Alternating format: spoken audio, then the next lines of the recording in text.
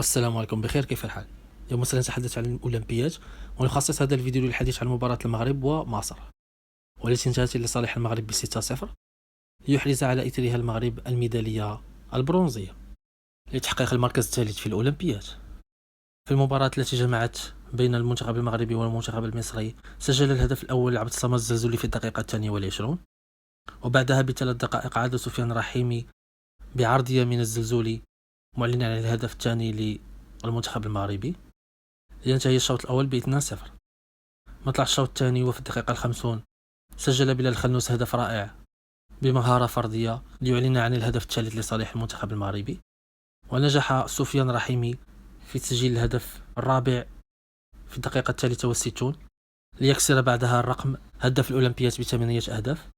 وبعد هذا الهدف ب10 دقائق نجح سفيان رحيمي في إعطاء تمريرة لأكرم النقاش الذي سجل الهدف الخامس للمغرب.